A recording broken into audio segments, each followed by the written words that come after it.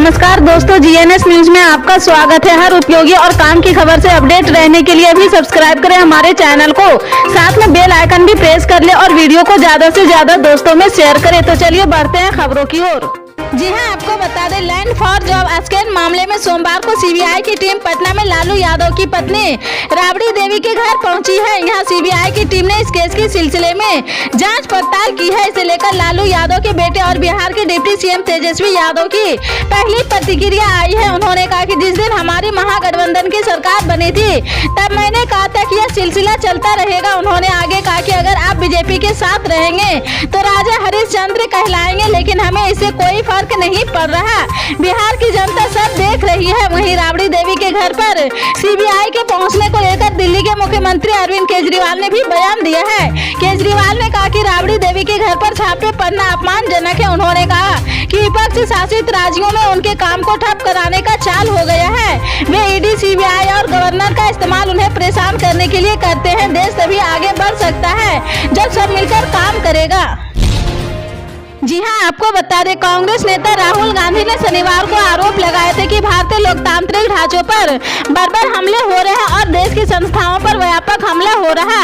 Britain के दौरे के तहत लंदन में मौजूद विपक्षी नेता ने यहां संवाददाताओं से कहा कि देश के लिए एक वैकल्पिक दृष्टिकोण के दर्द गिर्द एकजुट होने और बेरोजगारी, महंगाई, धन के संकेंद्रण और महिलाओं के खिलाफ हिंसा जैसे अहम मुद्दों पर लोगों के अंदर जो गुस्सा है उसे निजात दिलाने के लिए विपक्षी एकजुटता को लेकर बातचीत चल रही है। कांग्रेस के पूर्व अध्यक्ष ने यह भी आरोप लगाया कि बीबीसी के खिलाफ हालिया टैक्स सर्वे देश भारत में आवाज को दबाने का एक उदाहरण था। उन्होंने कहा कि यही वजह है कि देश को खामोश करने के भारतीय जनता पार्टी के प्रयासों के खिलाफ आवाज उठाने की अभिव्यक्ति के तौर पर उन्होंने भारत जोड़ो यात्रा की है।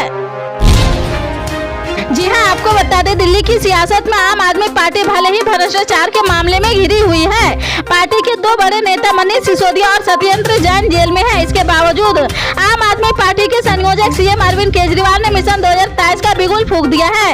पिछले 2 दिनों में केजरीवाल ने 2 चुनावी राज्यों कर्नाटक और छत्तीसगढ़ का दौरा करके राजनीतिक एजेंडा सेट करने से शुरू कर दिया है और होली के बाद राजस्थान और मध्य प्रदेश का दौरा प्रस्तावित है। इन चारों ही राज्यों में अरविंद केजरीवाल की पार्टी की एंट्री से कांग्रेस और बीजेपी किसी सियासी फायदा और किसी नुकसान उठाना पड़ेगा। साल 2023 में अब 6 राज्यों में विधानसभा चुनाव होने हैं, जिसमें कर्नाटक, छत्तीसगढ़, राजस्थान, मध्य प्रदेश, तेलंगाना और मिजोरम है। तेलंगाना और मिजोरम को छोड़ दे तो बाकी 4 राज्यों में बीजेपी और कांग्रेस की भी सीधी लड़ाई है। इन 4 राज्यों में से कांग्रेस बीजेपी की 2-2 राज्यों में सरकार है, जबकि 2 राज्यों में क्षेत्रीय पार्टियां काबिज है। 2023 में होने वाले 6 राज्यों के चुनाव को 2024 के लोकसभा चुनाव का लिटमस टेस्ट माना जा रहा है। ऐसे में कांग्रेस, बीजेपी ही नहीं बल्कि आम आदमी पार्टी भी पूरे दमखम के साथ चुनावी मैदान में किस्मत आजमाने जा रही। जी हां, आपको बता दें, छत्तीसगढ़ के मुख्यमंत्री भूपेश बघेल ने बतौर वित्त मंत्री अपने कार्यकाल का 5वां बजट पेश किया है। मुख्यमंत्री भूपेश बघेल ने 1,21,000 करोड़ का बजट विधानसभा में पेश किया है। यह राज्य गठन के बाद सबसे अहम बजट है। इस साल मुख्यमंत्री भूपेश बघेल कोई नया टैक्स नहीं लगाया है और न कोई टैक्स में वृद्धि की गई है। कुल मिलाकर मुख्यमंत्री भूपेश बघेल के बजट में राज्य के लोगों के लिए 17 बड़ी घोषणाएं की गई है। जी हाँ, आपको बता दें, शिक्षित बेरोजगारों को बेरोजगारी भत्ता देने की नवीन योजना शुरू की जाएगी। रोजगार और पंजीयन केंद्र में पंजीकृत कक्षा 12वीं पास 18 से 35 वर्ष के युवा जिनके परिवार की वार्षिक आय 2 लाख से 50,000 से कम होगी, उन्हें अधिकतम 2 साल तक 2,500 रुपये प्रति माह की दर से बेरोजगारी भत्ता प्रदान किया जाएगा। जी हां, आपको बता दें, भारत में एक बार फिर से त्योहारी सीजन की शुरुआत हो चुकी है और मार्च का महीना ऐसे अछूता नहीं है। नतीजन बैंक में मार्च के महीने में काफी छुट्टियां होने वाली है और बैंक से संबंधित कामों के लिए लोगों को पहले से अपना प्लान तैयार करना होगा। आरबीआई के बैंक हॉलीडे लिस्ट के अनुसार 8 मार्च 2023 को होली का त्योहार है और इस वजह से सभी बैंकों में छुट्टी रहने वाली है। इतना ही नहीं, कुछ राज्यों में बैंक होली दहन के मौके पर भी बंद रहने वाले हैं। मार्च महीने के बैंक आकाश की बात करें तो इस महीने कुल 12 दिन बैंक बंद रहेंगे, जिसमें उसके साप्ताहिक आकाश भी शामिल है।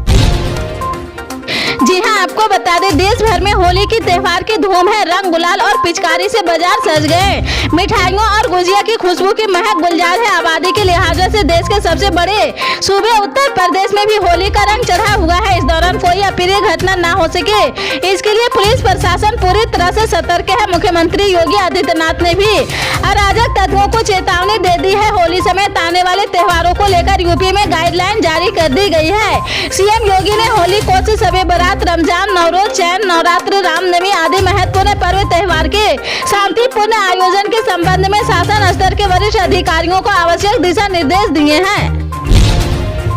जी हां, आपको बता दें, मेघालय में एक बार फिर एनपीपी और बीजेपी गठबंधन की सरकार बन रही।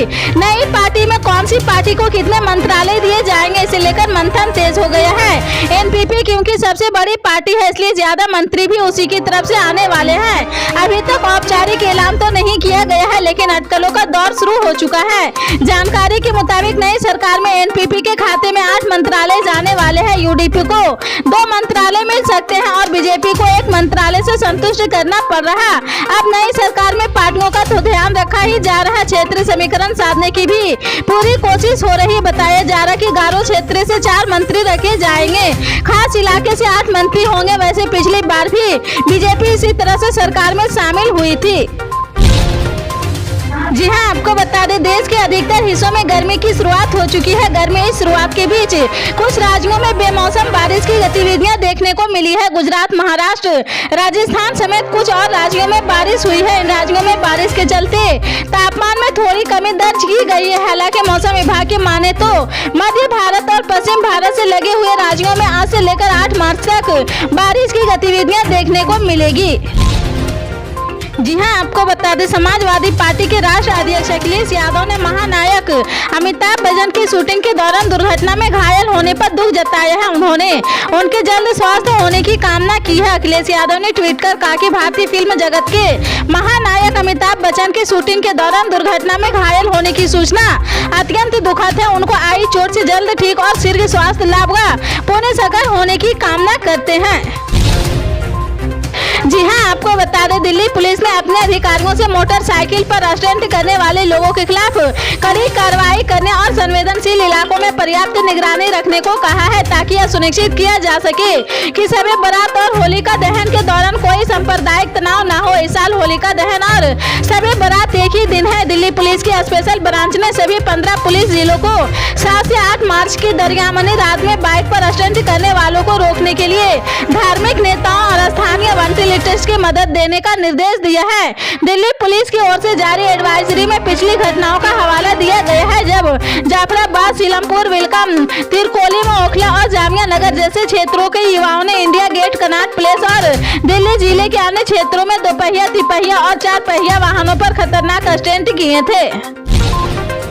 जी हां, आपको बता दें, महाराष्ट्र में प्याज की खेती करने वाले किसानों के बुरे दिन खत्म होने का नाम नहीं ले रहे हैं। यहां दिनों दिन प्याज की कीमत में गिरावट दर्ज की जा रही। इसके चलते किसानों को उनकी लागत का मूल्य भी नहीं निकल रहा है। अब किसानों का यह आक्रोश फूट पड़ा है। राज्य में जगह जगह किसान अपने अपने तरीके से विरोध जता रहे हैं। ताजा मामला नासिक जिले की योला तहसील का है। यहाँ रहने वाले किसान कृष्णा डोंगेर ने प्याज की फसल बोई थी। इस फसल का उचित दाम नहीं मिलने पर कृष्णा ने करीब 1.5 एकड़ में लगी अपनी फसल को होली दहन का नाम देकर जला डाला है।